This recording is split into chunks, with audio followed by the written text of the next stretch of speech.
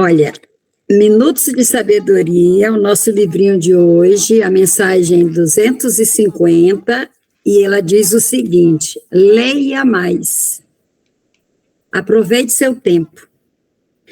Não deixe que a ociosidade alimente pensamentos negativos, porque estará perdendo um tempo precioso que não voltará mais. Leia mais. A boa leitura alimenta o cérebro e controla as emoções. O livro é um amigo discreto, que não se impõe a ninguém e só fala conosco quando temos vontade de conversar com ele. Leia mais e faça do livro seu melhor amigo. Por quê, Dorinha? Enquanto você está lendo, além de você estar se enriquecendo, né, intelectualmente, você está fora de outros problemas. Psicologicamente também é bom, né? Para se desligar do paralelo, ficar no mundo das letras.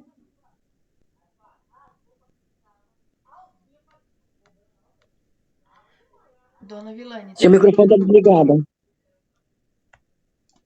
Desculpa. Fala para nós, Wanda, como é que chegou para você essa mensagem? A leitura é uma das melhores companhias que nós temos, né? Porque nós buscamos justamente quando nós necessitamos dela. Ela não se impõe a nós é que a procuramos. Então ela vem suprir uma necessidade que muitas vezes a gente nem sabe que estava tendo naquela hora. Como essa que a senhora leu, que nos alerta sobre a ociosidade e a perda de tempo, quando a gente podia estar fazendo algo útil. Eu lembro que durante a pandemia eu fiquei assistindo muitas lives, muitas coisas, participava de muitas coisas online, o grupo de pesquisa voltou, logo no iniciozinho, 2020 ainda. E chegou um momento que o estímulo era tanto, a interação era tanta, e a tela, o tempo de tela era tanto que a vista cansava e chegava um momento que você tinha um desgaste muito grande. E aí eu fiz uma compra de livros. Falei, vou me dar esse presente. E o livro me ajudava a lidar melhor com aqueles momentos que eu tinha em tela, porque eu tinha muito tempo de companhia comigo mesmo, fora de tela, sem a necessidade dessa interação intensa que as redes pedem pra gente. E uma interação onde a vista podia... Ela tinha o seu tempo, né? Você tinha outra forma de lidar e era uma companhia muito agradável. Eu podia ficar na rede, com o meu livro, na varanda, e era muito bom porque é essa coisa, né? Ele é o companheiro do tempo da gente, quando a gente quer, e foi uma experiência muito boa. Também eu tenho essa relação, me salvou muito a literatura durante a pandemia e durante a vida toda, porque eu sempre fui meio assim, introspectiva, então o livro acaba sendo uma companhia agradável. E assim, a leitura também é um descanso, né? É um descanso na loucura, né? Agora eu lembrei do poeta Goethe, que ele me corrijam, né? Faz muito tempo ele diz o seguinte, que todo amor é um pouquinho de saúde, é um descanso na loucura. E assim, eu transporto isso para o livro, né? Que o livro é um descanso. É um descanso da loucura da vida do Brizzy. A dona de casa que lê, ela que é só dona de casa, e que ela lê, a leitura ali é o descanso das atividades domésticas, né? Nos intervalos, né? E é o descanso de todas as pessoas, e como a Dorinha falou, é um enriquecimento, né? Porque o livro ele está disponível não só para o acadêmico, né? Porque todos nós somos capazes de compreender uma leitura, e quanto mais nós lemos, mais nós fortificamos essa potência de compreensão, né? A leitura nos ajuda a compreender, porque o livro, ele não nos interrompe, ele é um interlocutor passivo, ele fica ali respeitando o leitor, né? E o leitor tem toda a liberdade para interpretar da forma que ele sente, né? Ler é maravilhoso. Eu acho que a leitura me salvou, né? Me salvou nos momentos de solidão e me salvou dos momentos de burburinho também, que eu precisava ficar só, sabe? Eu tinha é um grande companheiro o livro, né? É verdade. É só um pequeno adendo. A frase não é do Goethe, mas é de alguém muito próximo, que é o Guimarães Rosa, que também, né, morou na Alemanha. E aí só a frase do amor é um pouquinho... Qualquer amor já é um pouquinho de descanso, né? Que a senhora citou é linda e é perfeita, é muito coerente. Maravilhosa, É maravilhosa. Que bom. Eu falei, me corrija e você me corrigiu, tá ótimo. Desculpa mesmo, viu, dona Vilânia? Só porque eu sempre verifico as coisas. Estamos aqui para aprender, como eu te falei, isso eu li, eu acho que nos idos dos anos 90, no início dos anos 90, né? Então, fica, e a gente lê muitos autores e a gente confunde mesmo, natural. E a associação está correta, porque você associou com um autor alemão e ele morou na Alemanha, ele tinha, na verdade, uma afinidade grande com o Goethe. Então, assim, tá certo, a associação está corretíssima. Mas é de Guimarães e a gente não vai tirar isso dele, pronto. Gente, a gente vai continuar no nosso livrinho aqui, ó, O Principiante Espírita, aquela solução de problemas pela doutrina espírita, e o tópico é o homem durante a vida terrena, e as questões que a gente vai ler são só 2 questões hoje. A número 133 e a 134, né? Aí eu vou fazer a leitura da primeira, 133. Por que tão frequentemente vemos a prosperidade dos maus, enquanto que o homem de bem sofre aflições? César, bom dia. Bom dia. Seja bem-vindo. Obrigado. Obrigada pela tua presença. César, eu vou começar contigo, César. Como é que chega para ti essa questão? Por que tão frequentemente vemos a prosperidade dos maus, enquanto que o homem de bem sofre aflições? Isso me lembra a questão do caminho estreito. Aquela parábola que ninguém vai para o céu se não passar pelo caminho estreito.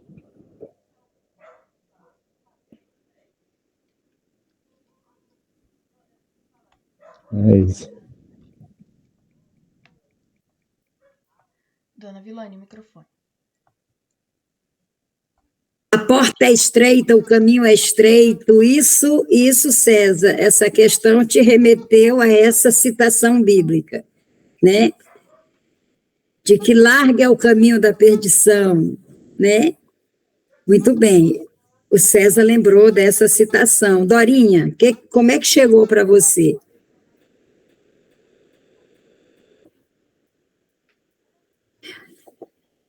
Vilânia, repete para mim o texto, por favor. Repito, claro. Por que tão frequentemente vemos a prosperidade dos maus, enquanto que o homem de bem sofre aflições? Então, a gente vive questionando esse assunto, né? Porque a gente acha que as pessoas ruins deveriam pagar tudo o que está fazendo, que a gente vê maldade nas pessoas. É sempre assim. Aí morreu uma pessoa boazinha, fala, nossa, aquele fulano tão boazinha, e foi embora. E aquele maldoso que assassina, que mata, que isso fica na terra, o porquê? Eu não sei te dizer, não, mas a resposta, eu acho que o César deu mais, a resposta bem coerente da porta estreita. Muito bem. Então, a Dorinha e o César entendem que é porque a porta é estreita. Wanda? Eu também acredito que sim. Eu acredito que os caminhos materiais mais fáceis, muitas vezes, nem sempre são aqueles mais corretos. Entendeu? Então, quando a pessoa busca andar com uma certa retidão consigo mesmo, não precisa nem ser com o outro, mas com sua própria consciência. Muitas vezes ele esbarra nas dificuldades que são postas por aqueles que acham que não, que tem que ser de qualquer jeito, que a qualquer custo vale a pena. Eu concordo. Me lembrei de um samba que eu gosto muito, chama Luz Negra. E ele fala assim: sempre só eu vivo procurando alguém que sofra como eu também, mas não consigo achar ninguém. E aí parece que o mal ele encontra, como a gente está no mundo de provas e expiações, ele encontra uma rede, essa rede que vocês todos falaram, né? Que a porta do bem é estreita, a porta do mal é larga, tem muita gente passando. A chance de você encontrar ressonâncias, mecanismos pouco saudáveis do ponto de vista espiritual é muito grande. Então o mal se alastra muito mais fácil porque a gente está no mundo de provas e expiações e as pessoas têm tendências, como todos nós temos tendências ruins que acabam podendo ser mais afloradas quando a gente encontra essas pessoas no caminho.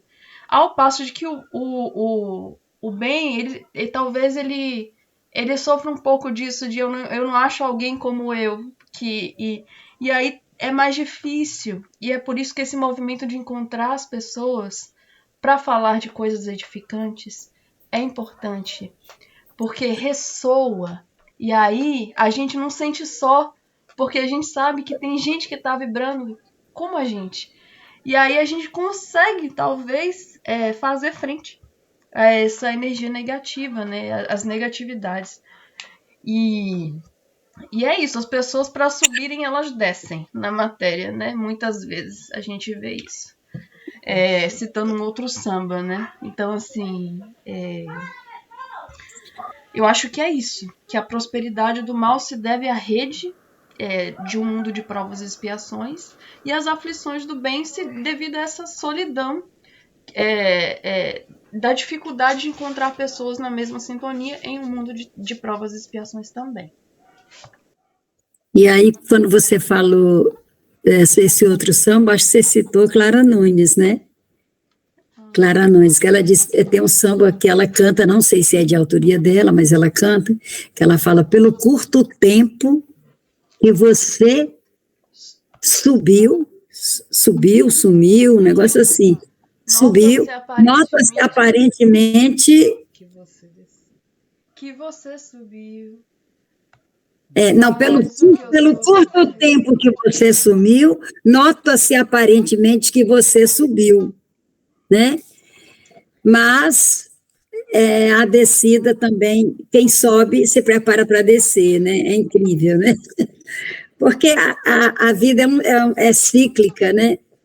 Nada é estável. A gente vive num planeta de instabilidades, né? Entre as sombras e as luzes. E somos nós que temos que conciliar isso, né? Nosso planeta está solto no espaço, né, do ponto de vista material. Só daí a gente percebe que a gente vive uma instabilidade, né? Nós estamos sujeitos aos maremotos, aos terremotos, enfim, isso sem contar com a ignorância humana que a gente, de repente, pode... Aqui, filha. De repente, a gente pode se topar com uma questão nuclear aí, guerras nucleares. Então, a gente vive constantemente em instabilidades, né? Esse é o nosso planeta. Agora, como se equilibrar? Aqui que é a grande questão. Se a gente conseguisse se equilibrar aqui, a gente aprendeu a lição. Porque a gente veio para aqui para aprender a se equilibrar, né? E se reequilibrar, perde equilíbrio, se reequilibra, e assim vai. Mas vamos à resposta da questão, né? Que por que tão frequentemente vemos a prosperidade dos maus, enquanto que o homem de bem sofre aflições? Aí a resposta é a seguinte: para aquele cujo pensamento não ultrapassa os limites da vida presente, para aquele que acredita que esta seja a única, se afigura uma injustiça clamorosa. Já o mesmo não acontece com quem admita a pluralidade das existências e pense na brevidade de cada uma destas em comparação com a eternidade. Demonstra o estudo do Espiritismo que a prosperidade do mal terá horríveis consequências nas suas existências posteriores. Que as aflições do homem de bem serão, ao contrário, seguidas de uma felicidade tanto maior e mais durável, quanto maior tiver sido a resignação com que tiver sabido suportá-las. Para ele, não serão mais que um dia mau numa longa e próspera existência. E aí, eu fico pensando assim, que se a gente se ater a isso aqui, a letra, ao pé da letra, como se diz, né? Dá uma impressão que a gente quer alienar as pessoas, né? Você está sofrendo muito, está tudo difícil, então se resigne. Mas essa resignação não é a resignação passiva. A resignação não significa tá bom, tchau. Desculpa. A resignação aqui não significa que a gente está aceitando tudo aquilo passivamente. A gente precisa lutar para mudar a nossa condição. Porque aí a gente volta para as lições passadas do livre-arbítrio. É o nosso livre-arbítrio que vai dar a tônica, né? Agora, existem coisas que eu não consigo mudar. Existem coisas que eu consigo, que dependem de mim.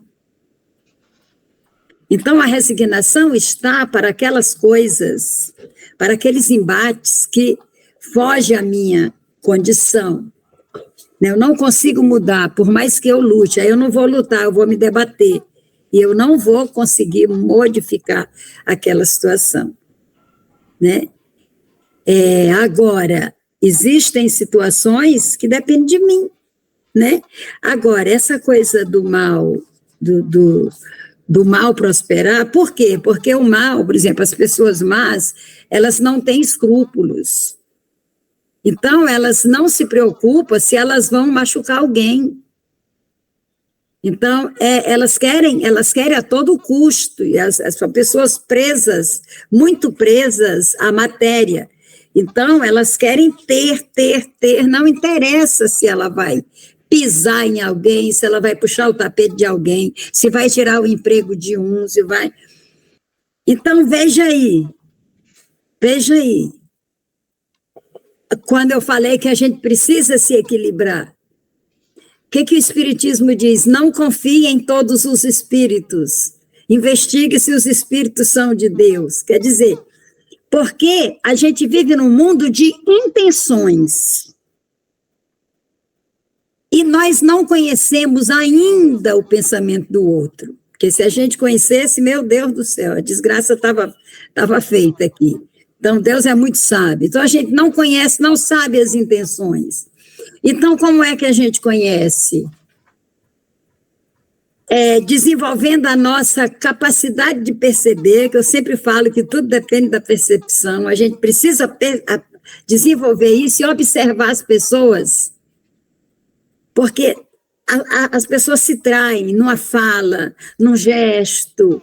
Então, assim, a minha mãe, ela é uma filósofa de terceiro ano primário, e minha filha tem que confiar desconfiando, mas confie desconfiando, ou seja, você confia desconfiando, né? Ou seja, você não entra de cabeça em nenhuma relação, né? Hoje em dia a gente vive, quer dizer, assim, a gente vive uma época em que as pessoas, as relações afetivas, na minha época, que nasci em 1950, tinha o período de conhecer, aí tinha um período de pedir namoro, aí tinha um período de ficar noiva. E por que os casamentos, eu não estou dizendo que todos, mas uma grande maioria durava muito, porque as pessoas se conheciam, ficavam sabendo dos defeitos uns dos outros, já sabiam como lidar com esses defeitos. Não é que eram perfeitos, né? Mas tinha esse tempo de maturação, esse tempo de conhecer. Hoje em dia, as pessoas, elas, 2 dias que conhecem, já junta a escova de dente e daqui a pouco já está separado. Então, é aquele cuidado, é orar e vigiar, né? Mas todas as pessoas que são más, elas vão responder por isso, porque não passa nada ileso nas leis de Deus, nada, né? Agora, muitas vezes, né, acredito que Deus permite que essas pessoas tenham gozem de muitas coisas boas, até como um teste, não para Deus, que Deus conhece todas as coisas, mas um teste para elas, né? Caramba, o que eu estou fazendo com isso aqui? Mas às vezes não vai acordar, não tem jeito, né? Mas aí, olha, não passa nada despercebido de Deus, nada. Mas vamos para a questão 134, que talvez esclareça melhor, que diz o seguinte: por que alguns nascem na indigência e outros na opulência? Porque vemos tantas criaturas que nascem cegas, surdas, mudas, ou afetadas de doenças incuráveis, enquanto outras possuem todas as vantagens físicas. Será efeito do acaso ou um ato da providência? Fala para nós, Sheila.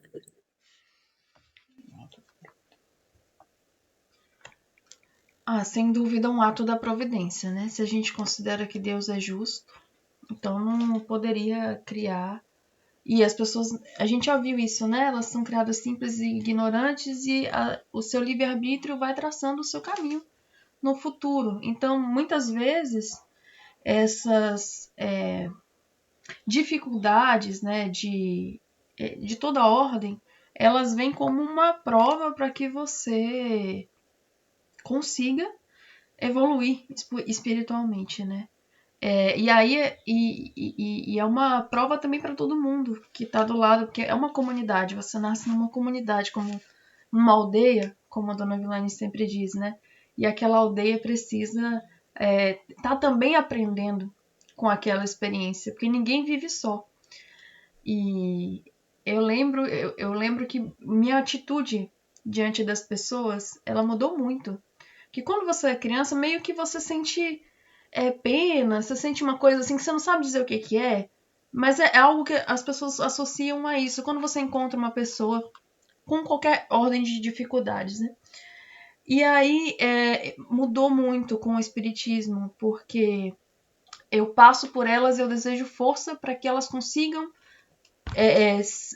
passar por essa prova, porque elas estão tendo a oportunidade de passar por elas. Então, que todos tenham força de seguir, assim como eu quero força para seguir com a minha, que todo mundo tenha força para seguir. Porque é uma prova muito grande, é uma expiação muito grande, mas é um trampolim de evolução também.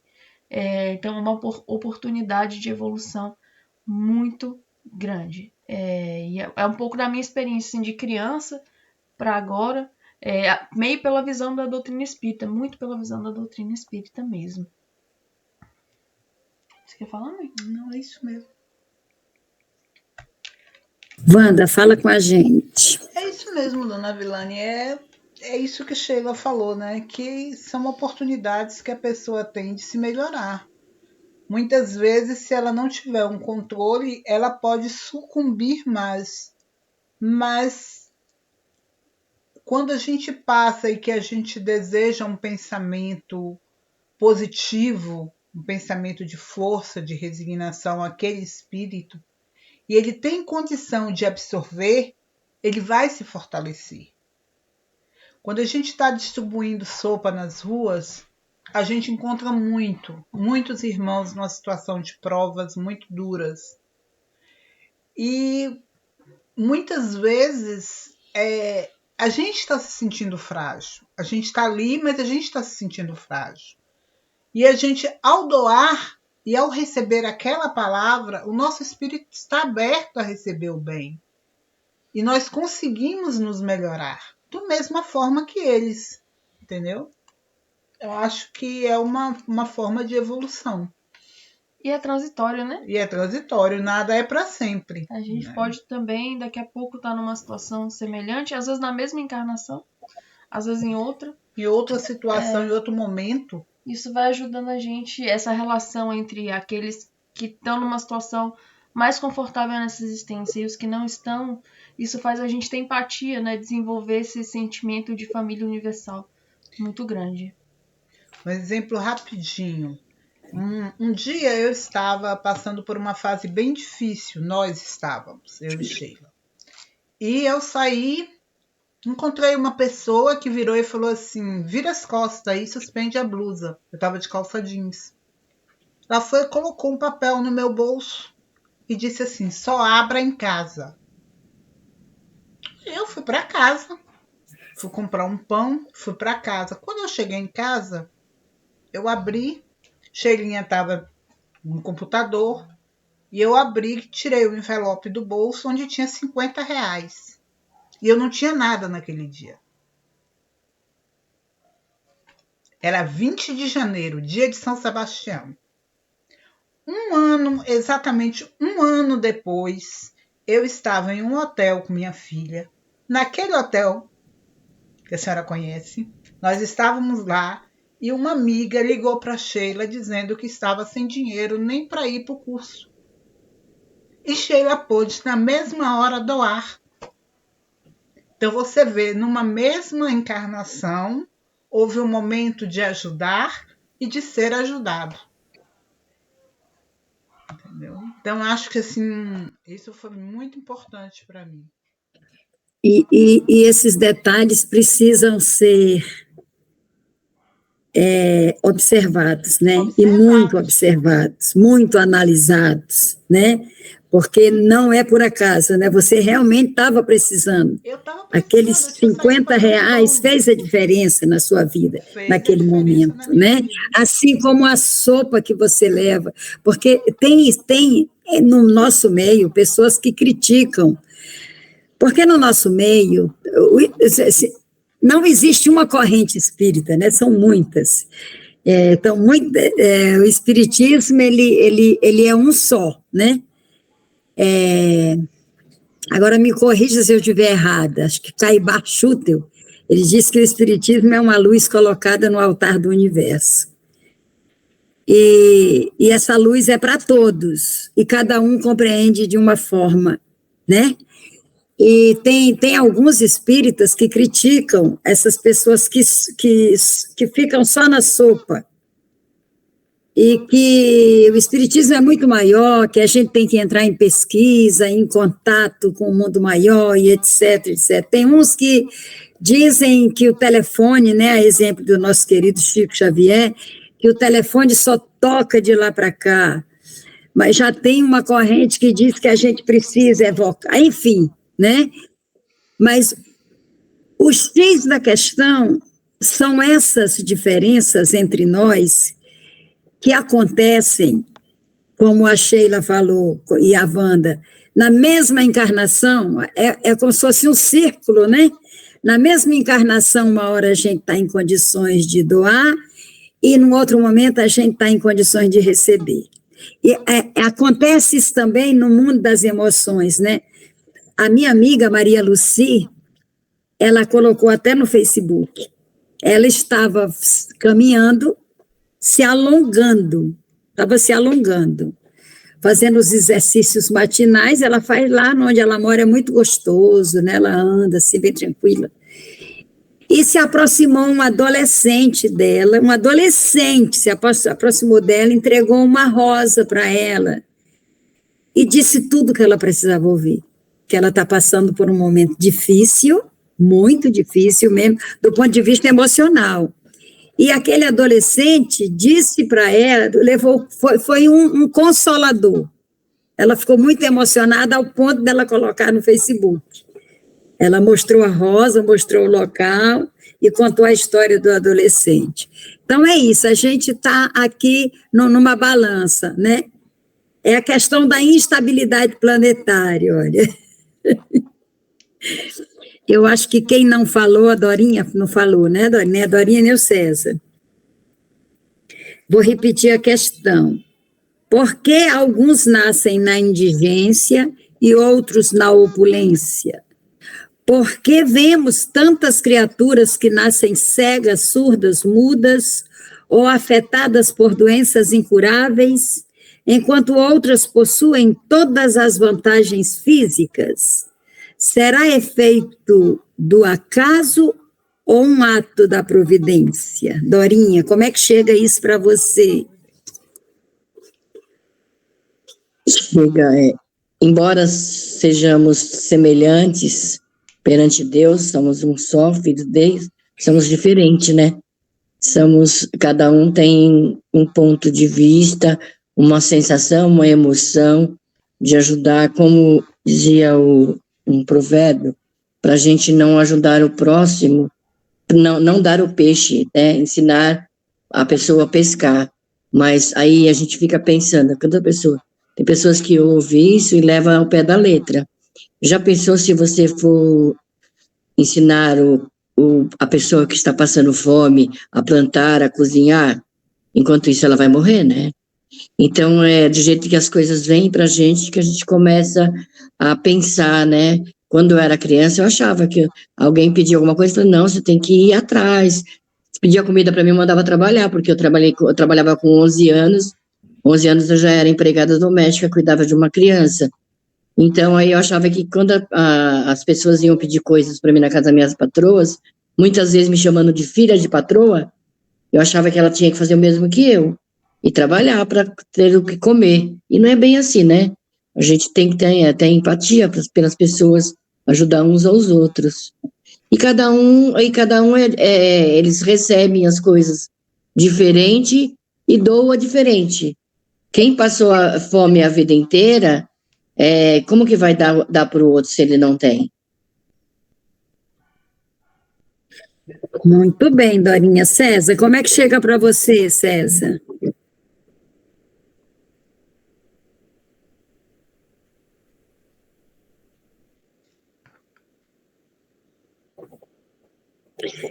Acho que o César está com algum problema na internet. Então, vamos para a resposta, depois o César comenta, né? Então, vamos lá. Por que tem tanta gente com dificuldades, né? E tanta gente sem dificuldades, né? Então, vamos lá. A resposta é o seguinte: se fosse apenas um produto do acaso, então a providência teria deixado de existir. Que a questão é a seguinte aqui, né? O finalzinho da questão diz o seguinte: será efeito do acaso ou um ato da providência? Ou seja, uma determinação de Deus, que uns sejam aleijados e outros sejam saradões, né? Vamos dizer assim. E a resposta à questão diz o seguinte: se fosse apenas um produto do acaso, então a providência teria deixado de existir. Entretanto, admitindo-se a providência, pode perguntar-se como conciliar esses fatos com a sua bondade e a sua justiça.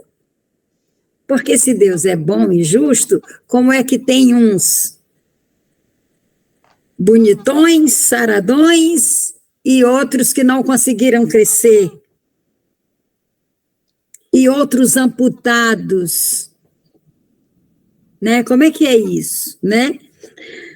Muitos chegam a acusar a Deus pela falta de compreensão das causas de tais males. Então, a grande questão está em nós por não compreender que existem uns perfeitos do ponto de vista físico, né, aparentemente, né, a gente não sabe como é que está por dentro, né, aparentemente perfeitos, e o outro aparentemente imperfeito, né?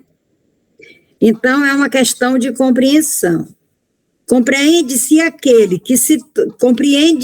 é aquele que se torna infeliz ou enfermo por causa de suas imprudências e de seus abusos, seja castigado naquilo em que pecou. Entretanto, se a alma fosse criada ao mesmo tempo que o corpo, que teria ela feito para merecer tamanhas aflições desde o seu nascimento ou para ficar isenta das mesmas aflições? Bem, se a providência existe, né? Se Deus existe, como é que umas pessoas são bem dotadas e outras não são bem dotadas, né? Por que que umas nascem em aflição e outras não? Olha, desde, porém, que se admita a justiça de Deus, não se pode deixar de admitir que essas coisas sejam efeito de uma causa. Então, tem uma causa. Não é por acaso que a gente nasce amputado, né? Se a causa não for encontrada na presente existência, deve encontrar-se numa existência anterior. Porque em tudo a causa deve sempre preceder ao efeito. Quer dizer, não há efeito sem causa, e a causa precede o efeito. Assim, é necessário que a alma já tenha vivido, a fim de que possa merecer a expiação. Olha só como é que ele coloca, merecer. E a gente fala, meu Deus, eu não mereço, né? É merecer, aí é um mérito, a expiação é um mérito.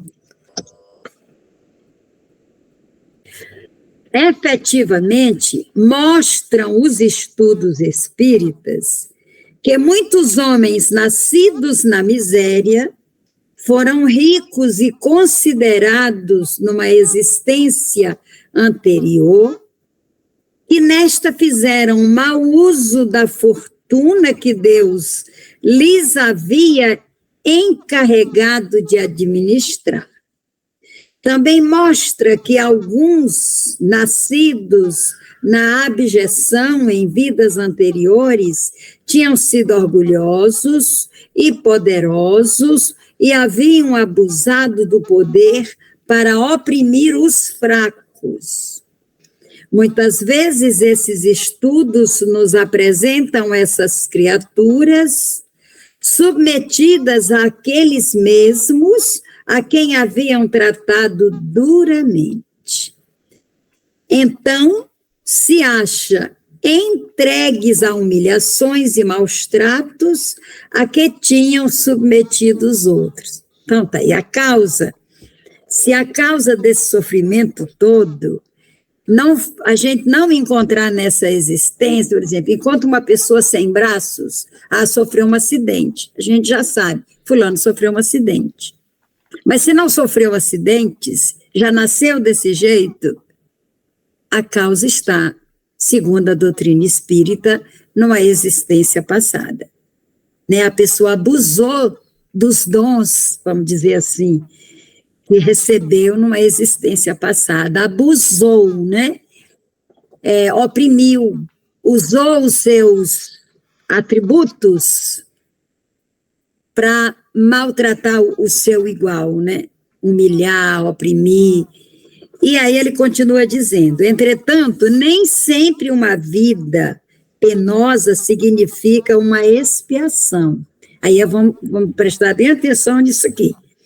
Que muitas vezes a pessoa que vem amputada, ela vem em expiação, porque fez mau uso dos seus atributos. Mas, como é que ele fala aqui? Nem sempre uma vida penosa significa uma expiação. Por vezes ela é escolhida pelo Espírito a fim de se adiantar mais rapidamente por meio da coragem com que saiba suportá-la. Então, muitas vezes não se trata de um espírito endurecido que fez mau uso dos seus atributos na existência passada. Muitas vezes trata-se de um espírito que deseja evoluir mais rapidamente e ele solicita ao plano espiritual superior para vir com essas dificuldades, para que com a sua coragem ele consiga evoluir mais rápido. E às vezes falha. Né? Continuando, a riqueza também representa uma prova. A gente estava falando dos atributos físicos, agora vamos falar da riqueza, né? A riqueza também representa uma prova, e muito mais perigosa do que a miséria, dadas as tentações que enzanja. Esse termo aqui significa que ampliam, que estende, né? As possibilidades, as tentações, né? Dadas as tentações que se ampliam e os abusos a que se expõem. O exemplo dos que passaram por ela também demonstra que é uma prova na qual a vitória é mais difícil. Então, a riqueza, a gente olha para o indivíduo rico, e esse indivíduo rico, eu costumo dizer, a doutrina espírita fala, né, que quando nós somos dotados de riqueza, a riqueza não é nossa, né? Nós somos apenas os administradores, né? Deus confiou a nós, né? Mas a miséria também ele confia a miséria a nós, né? O que nós vamos fazer? Ela não é nossa, nós não somos miseráveis, nenhum de nós é miserável. Quando eu morava na favela, as pessoas conversavam comigo, eu dizia assim, não, eu não sou favelada, eu moro na favela. Nenhum de nós é favelado, nenhum de nós é sofredor de rua. Nós estamos ali, é uma transição, aquilo não é nosso, aquilo não nos pertence, né? Nós somos muito mais do que isso. Então, são provas que a gente merece passar, que muitas vezes a gente pede para passar, né? Então, a diferença de posições sociais, agora vamos lá para essa questão do status que cada um tem na sociedade, né? A diferença de posições sociais seria uma das maiores injustiças, se não fosse uma consequência do comportamento anterior e se não comportasse uma possibilidade de compensação. A convicção dessa verdade adquirida no Espiritismo é que nos dá forças para suportarmos as vicissitudes da vida e, assim, para aceitarmos a nossa, sem invejar a sorte dos demais. E olha só, quando eu moro na favela e invejo a Sheila que mora lá, margeando o rio Paraguaçu, numa cidade linda, que eu fiquei apaixonada por aquele lugar, e aí, mas eu moro numa favela, lá na Vila São José, e aí eu invejo a Sheila. E quando eu invejo a Sheila, eu nego tudo que eu sou. Porque a inveja é a negação de si mesmo. A inveja é a negação de todas as potências que nós temos para desenvolver. Então, o fato de eu estar na favela é diferente de eu ser favelada. Quando eu não invejo e convivo com pessoas que estão numa situação melhor que a minha, eu estou valorizando o que eu sou. Todos os atributos que Deus me deu. Então, mesmo saindo da favela, me reunia com pessoas que me ofereciam bandejas de prata, o café, e eu tomava, sentava ali alegremente, conversava e contava as coisas da favela, porque eu nunca neguei esse Deus que está dentro de mim. Então, eu estava na favela, mas eu não era favelada, né? Então, é assim, a gente não pode nunca desprezar o outro que está numa situação menor, porque é tudo transitório, e a gente também não pode invejar o outro, porque assim, se a gente começar a invejar o outro que tem mais, e a gente sai da favela e vai para uma rua na periferia, ali já, opa, aí depois a gente sai para um bairro melhor, e depois... Gente, é uma corrida que não acaba, a gente continua tendo inveja, e eu quero que a gente aprenda hoje aqui que a inveja é a negação de si próprio. Então, quando eu gosto de mim, quando eu me valorizo pelo ser humano que eu sou, por essa habitação de Deus que eu sou, eu posso morar em qualquer lugar. E hoje eu estou aqui nesse apartamento alugado, num bairro razoável, mas amanhã eu posso estar lá na favela de novo. E o meu comportamento tem que ser o mesmo, a minha relação com as pessoas tem que ser a mesma, porque o invejoso sempre acha que o outro que está numa condição melhor está humilhando ele. Não, na realidade é ele que está se auto-humilhando pela inveja que ele tem do outro, negando a si próprio. Então, vamos conviver com todas as pessoas, de todas as classes sociais, né? Porque tudo é transitório, né? Então, essa é a nossa lição de hoje. Por que inveja? Deixa eu só perguntar uma coisa, né? As pessoas, tem gente que fala assim, eu tenho uma inveja branca. Inveja é inveja, né? Inveja é inveja.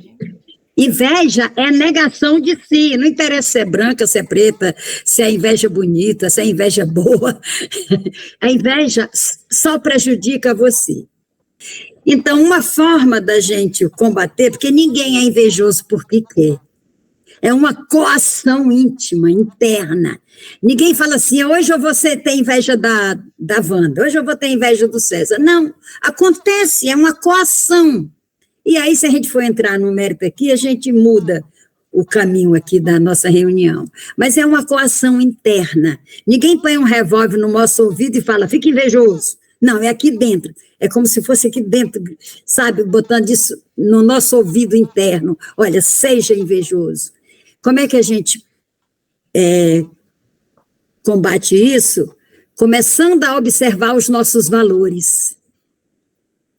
E valorizando tudo aquilo que nós sabemos fazer, tudo aquilo que nós temos de bom, e também aquele que a gente inveja, a gente começar a valorizar. E principalmente começar a orar por aquela pessoa e por nós. Aí a gente combate a inveja, né? Isso eu aprendi dessa forma. A chinelinha japonesa e o meu tamanco, pataca cruzada, me ensinou a não ter inveja e a não me sentir favelada, mesmo morando numa favela entre dois córregos, numa coisa de mato, porque hoje a favela é chique, é alvenaria, né? Minha época, não. É isso, gente. Essa foi a nossa lição de hoje, que levou a isso, né? E se alguém quiser mais fazer alguma complementação, aí eu vou pedir uma prece pequenininha para a gente...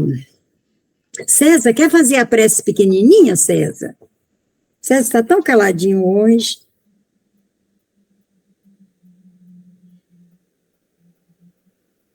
Não. Quer fazer a prece pequenininha, Dorinha? Não? Quer fazer, Wanda? Não, hoje eu vou ouvir mais. Você vai fazer? Que hoje ela vai ouvir mais. Tá, você quer fazer, Xê? Eu acho que hoje podia ser a senhora, dona Vilane. Tá bom, então vamos fazer, né? Então, Senhor Jesus, nós estamos aqui reunidos na Tua presença, porque você deixou esse ensinamento para nós, de que onde houvessem 2 ou mais pessoas reunidas em Teu nome, você estaria nesse meio. Então, é na certeza que o Senhor está conosco, que nós te pedimos que juntamente conosco, ore ao Deus maior, o Criador dos universos. Vamos orar juntos para que nós possamos compreender os teus ensinamentos por meio do Evangelho. Pai nosso que estais nos céus, santificado seja o vosso nome. Venha a nós o vosso reino. Seja feita a vossa vontade, assim na terra como nos céus. O pão nosso do corpo e do espírito dai-nos hoje. Perdoai as nossas ofensas, assim como nós devemos perdoar a quem nos ofendem. E não nos deixeis cair em tentação, mas livrai-nos de todos os males. Que assim seja, graças a Deus. Graças a Deus.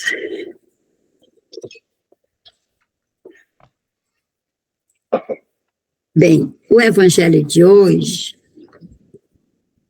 diz o seguinte, é do capítulo Evangelho segundo o Espiritismo, capítulo Bem-aventurados que são misericordiosos. E o tópico é uma mensagem do bispo de Nevers, é de Frete, em Bordeaux, item 18. Sejam severos para consigo mesmos e indulgentes para com as fraquezas alheias.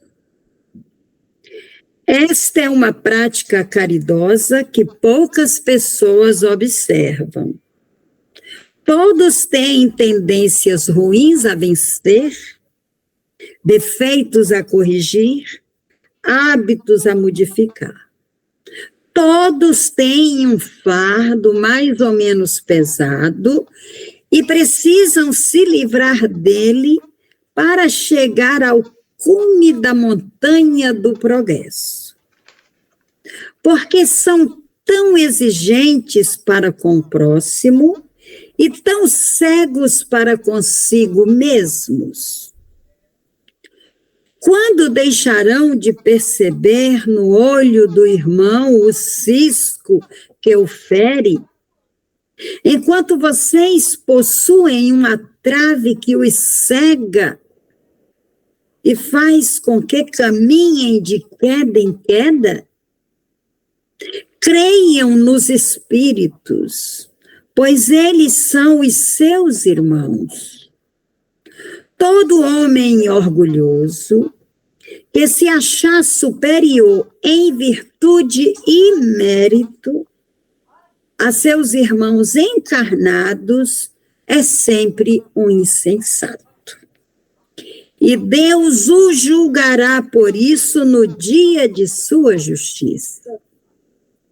O verdadeiro sentido da caridade é a modéstia e a humildade. Ambas consistem em ver apenas superficialmente os defeitos alheios e ressaltar no próximo as virtudes e o que existe de bom.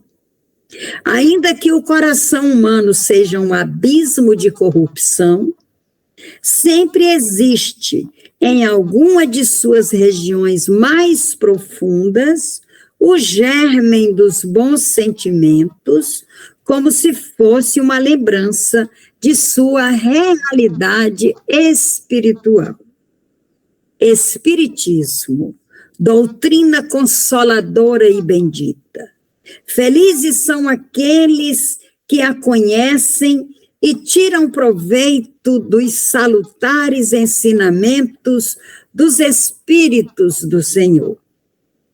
Para ele, o caminho está iluminado, e ao longo da jornada terrena, podem ler essas palavras que lhes indicam o meio de chegar ao objetivo.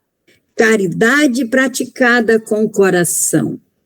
Caridade para com o próximo e para consigo mesmo. Resumindo, caridade para com todos e o amor a Deus acima de todas as coisas. O amor a Deus resume todos os deveres. E é impossível amar realmente a Deus sem praticar a caridade, da qual ele fez uma lei para todas as criaturas. Olha que bonito, né? Caridade para com o outro, caridade para consigo mesmo. E a caridade é uma lei de Deus, né? Quer falar, Dorinha? Não, é verdade que caridade é lei de Deus, a gente tem que ser caridoso, mas muitas vezes a gente não é caridoso conosco, né? Com a gente mesmo e tem mais dó do outro, do próximo. A gente tem que equilibrar, né? Muitas vezes você ajuda uma pessoa distante e a sua família do seu lado está precisando de ajuda. Então a caridade tem que ser caridade a todos. Começar de casa, né? Vandinha. É Dorinha, Vandinha? Quer falar? Não, estou ouvindo. Eu estou aqui muito concentrada, né? Eu ia falar exatamente isso, dona Vilânia. A senhora tinha Ela está muito concentrada. Eu queria fazer uma reflexão sobre uma coisa que pode parecer contraditória nesse evangelho. Que ele fala, sede indulgentes para com o próximo e severos, né, consigo mesmo. E ele termina falando da caridade para consigo mesmo e para com o próximo. E às vezes isso pode soar contraditório e, como diz Dona Vilânia, a gente vai pegar ao pé da letra tudo sem refletir, pode ser também perigoso. Então, eu sempre tento pensar essa frase que já caiu algumas vezes no nosso evangelho, porque a gente sabe o que a gente está passando. Então a gente se conhece, a gente sabe até onde a gente pode puxar o que a gente precisa puxar a nossa orelha. A gente sabe como fazer isso, porque a gente se conhece internamente, a gente sabe quem a gente é, quais são o que a gente precisa. Então a gente sabe como falar com a gente mesmo de maneira severa, sem que isso nos paralise. E às vezes a gente fala e a gente não sabe isso do outro, né? Então aquele negócio, seja sempre gentil com as pessoas, porque você não sabe o que as outras pessoas estão passando. Então a gente sabe o que a gente está passando internamente, então a gente sabe até quando, né? E aí o saber até quando é um pouco essa caridade. Não ultrapassar esse limite, porque senão a gente está se flagelando. E exigindo muito mais do que a gente pode dar. Isso não é autoconhecimento, isso não é amor, isso não é caridade, e a gente tem que ser caridoso com a gente. Outra coisa é quando ele fala, todo homem orgulhoso é sempre insensato. E aí eu penso, quantas vezes eu tenho tirado do meu léxico mesmo, do meu vocabulário, essa palavra, e tentado substituir por outra. Antigamente, a gente falava quando a gente estava muito feliz de alguém, que, nossa, eu tenho muito orgulho de você, eu sou muito orgulhosa de ser sua filha, eu sou muito orgulhosa de ser sua amiga. E aí eu venho tirando isso. Nossa, eu tenho uma honra muito grande, eu tenho uma alegria muito grande, é um prazer muito grande. E aí eu tenho tentado tirar, porque de fato o orgulho é um mato que, se você não ficar cuidando, ele vai. E ele impede muito a nossa evolução. E a emanação do amor, né? Porque Assim como a inveja é a negação de si mesmo, o orgulho é a negação do outro. É a negação completa do outro, assim. E a gente tá aqui mesmo pra trocar. Então, essas duas coisas me chamam muita atenção. E no espiritismo, eu já vi algumas vezes muitos médiuns muito orgulhosos e acabam caindo na cilada do orgulho, porque tem um contato mais direto com a espiritualidade. E minha mãe sempre me disse isso: mediunidade é prova. Mediunidade é prova. Então, assim, não adianta a gente achar que isso, que aquilo, mediunidade é prova. Então, se a gente vem com essa faculdade aflorada, é porque a gente precisa trabalhar. É porque a gente precisa servir e não ser orgulhoso disso e tornar disso e fazer disso um impedimento à caridade. Então, esses são os 2 pontos que me chamam muita atenção nesse evangelho. Muito bom, mas é isso. Eu também tenho essa coisa. Eu estou muito orgulhoso de você. Agora eu vou vigiar. Sempre assim, quando o Vitor apresenta o boletim com notas boas, eu falo, nossa, que orgulho, a vovó está orgulhosa. Na realidade, eu deveria dizer, que felicidade, a vovó está feliz, né? É isso. Muito interessante. A inveja é a negação de nós mesmos e o orgulho é a negação do outro, né? Existem pessoas que também estão muito necessitadas e que não aceitam ajuda. Tem essa parte do orgulho também, que é muito negativa, né? A pessoa não aceita ajuda. E assim, você fica insistindo para ver o que é possível fazer, e a pessoa não aceita, de jeito nenhum. E não sai do lugar. A pessoa não sai do lugar. Né? Eu conheço inúmeros casos de pessoas assim que a gente se reunia no bairro e dizia, vamos pagar a tua faculdade, você é muito inteligente. Ah, não, mas eu não posso aceitar. Não, mas a gente vai pagar e quando você estiver trabalhando, você paga para a gente. Mas quem garante que eu vou poder pagar? Então, não precisa pagar, não, mas aí eu não aceito. Então, é uma situação assim que, né, eu aceitaria, imagina pagar uma faculdade para mim? Meu Deus do céu. Pois é, gente, nosso estudo do Evangelho lindíssimo, né, e casando mais uma vez, né, com tudo que foi falado, desde a primeira mensagem, que essa coisa de ler, de buscar o conhecimento, né, vamos buscar, quanto mais a gente conhece, como diz a Dorinha, a gente se enriquece, quanto mais a gente conhece, a gente aprende a lidar com a gente e com os outros, né? E na aula passada a Sheila trouxe essa questão, né, que nós somos os outros. A gente precisa se ajudar mutuamente, né? César, caladinho, meu Deus do céu. Dorinha, Vandinha, todo mundo já falou. Então, agora a gente precisa ir para as nossas vibrações, como é de praxe, eu vou perguntar quem gostaria de fazer as vibrações.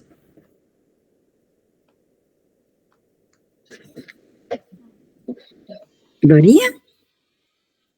Não? Wanda tá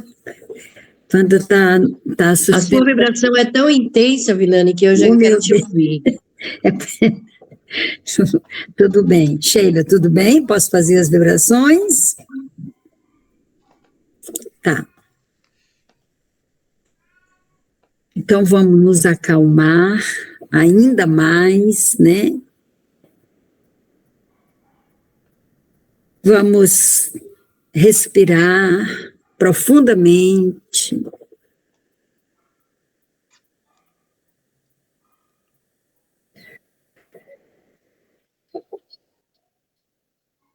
Vamos nos buscar a nós mesmos, nos colocarmos na mesa. Vamos, em pensamento, dar as mãos num círculo. Vamos nos entender como um foco de luz. Cada um de nós aqui, um sol brilhante, com uma temperatura muito aquecedora.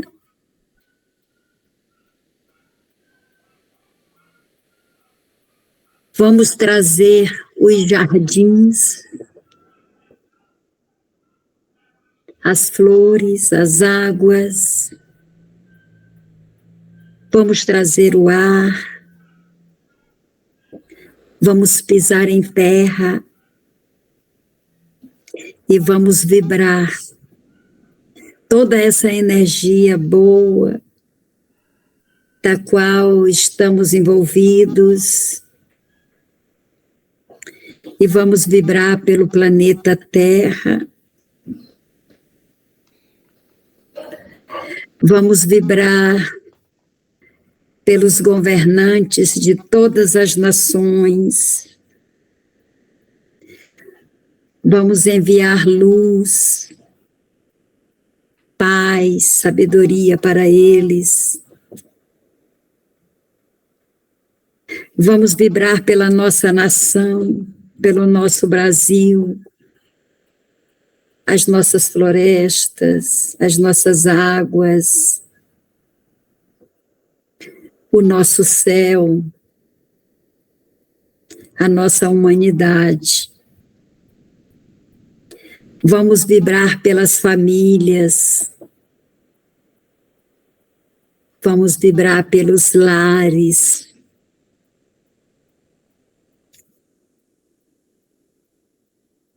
E vamos vibrar também pelos hospitais, pelas penitenciárias, pelos reformatórios, pelos nossos irmãos que vagam pelas ruas para o destino de ninguém.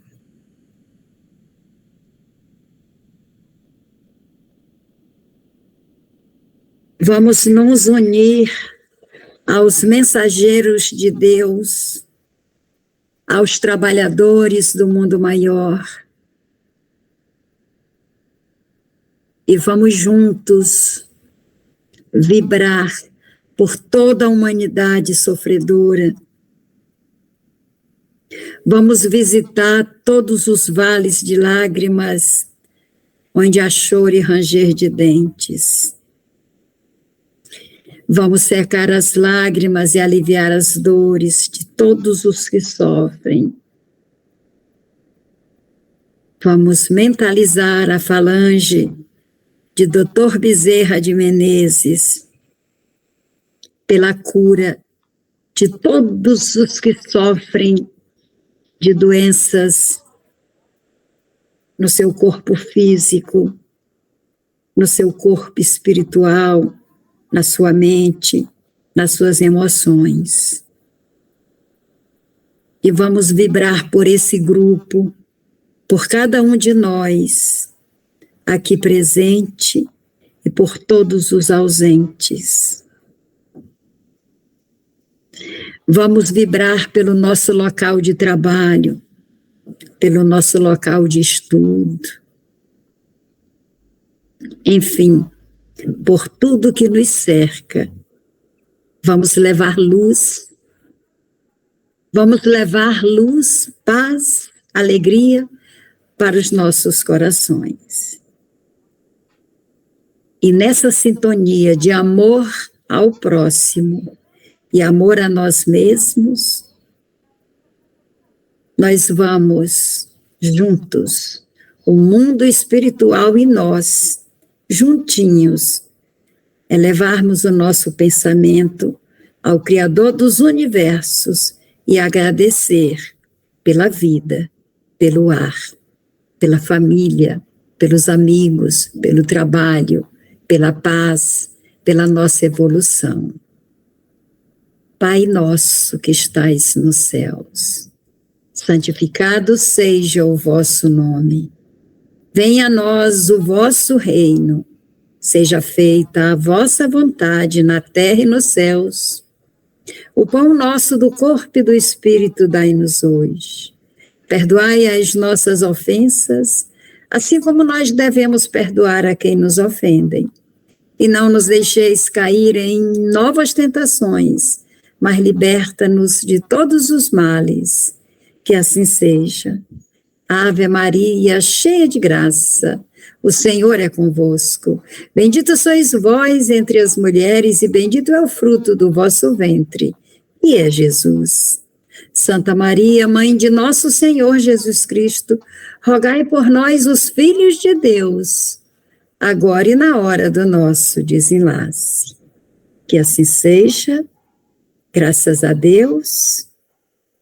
E agora, a gente vai lentamente se despedindo, se separando temporariamente desse universo paralelo, que é o mundo espiritual que nos cerca, ao qual nós temos acesso por meio da oração. E lentamente vamos voltando para nós, porque aqui, na materialidade, nós somos necessários. E nós agradecemos a presença do mundo maior, aqui na minha casa, na casa da Dora, na casa da Sheila e da Wanda, e na casa do César. Obrigada e até o próximo domingo, onde estaremos entrelaçados mais uma vez. Graças a Deus. Graças a Deus, obrigada. Graças a Deus, obrigada, gente. Um belo fim de semana para vocês. Quem quer cantar uma cançãozinha assim, uma cançãozinha bem pequenininha para encerrar? A gente é obrigada a pedir para você cantar, você que é cantora. Não. Quem se lembrar de uma canção? Se lembra de uma canção? Sheila, você vai ser intuída.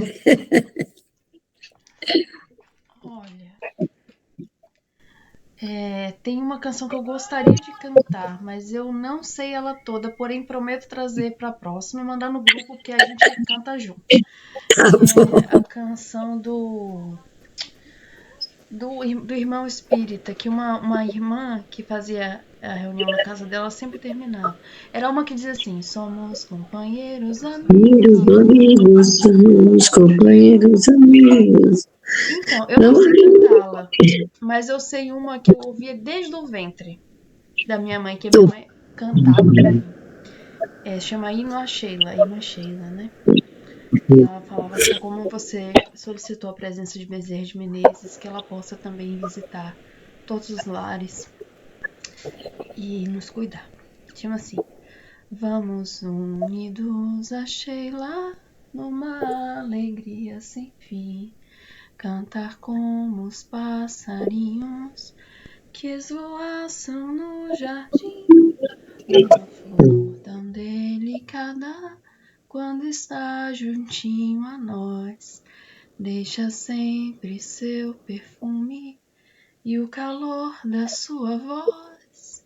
Irmã Sheila, tão querida, vem trazer-nos esta luz que ilumina nossa vida nos caminhos de Jesus.